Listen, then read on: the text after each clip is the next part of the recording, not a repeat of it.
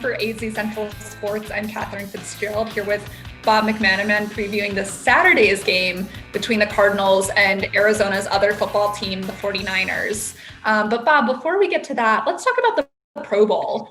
Three Cardinals were selected this year: Kyler Murray, DeAndre Hopkins, Budda Baker. I don't think any of those are too surprising based off the years they've had, but what do you make of some of those selections? I mean, it's a huge feather in the cap for Kyler, right? Second year with all the great quarterback play in this league, and the NFC to be one of three guys is going to be huge for him. You're Rookie of the Year, you're a Pro Bowl. On top of that, he's Offensive Player of the Week for the third time this year. I don't think he's back in contention for MVP, but he was definitely in the mix. It's just huge for him. The other guys definitely deserve it too, but I think that's the most special one of the three. DeAndre doing his first year is pretty big though, right? Yeah, I thought that was significant for just seeing what that relationship between Kyler and DeAndre is going to be, for both of them to already get the Pro Bowl nod in their first season playing together. They both have pointed out that there was a short off season, and they think that relationship's going to get even better. Now, that is despite some people being concerned about whether Hopkins is practicing enough.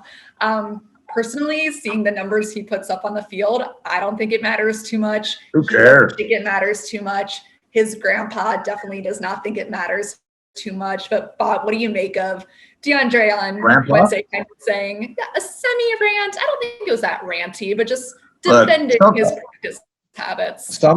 Some people in the media, locally and nationally, mostly local, mostly radio, you know who you are. It's all right. Everyone's entitled to an opinion. Everyone thinks that he should be practicing more often, that if Fitz only takes one day off for a Veterans Day and he's 10 years older, you shouldn't take maybe any off, or definitely not two for not injury-related purposes. I get that. The weird thing is people are saying that he's a bad teammate because of that. And as DeAndre told us Wednesday in his colorful Zoom conference call, people don't know me. They don't know what I'm going through. He could have had something else in his life, or he had to take care of it.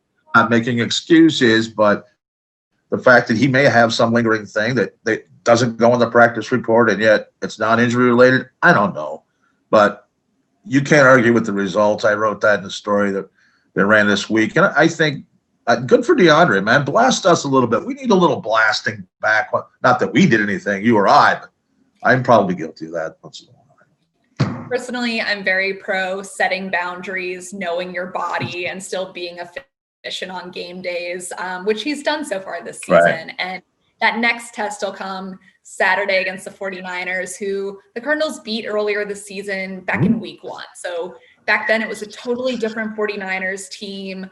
Was a big start to the season for this Arizona team. But Bob, what are you looking for in this rematch now that the Cardinals are playing for the playoffs and the 49ers are finding new players every day to fill their roster? New starting quarterback, new running backs, no George Kittle. It doesn't appear to be. So, here's the deal. I mean, game stuff related and not, you just got to win this game. Everyone's expecting the Cardinals to blow the 49ers away. I don't care if that happens or not.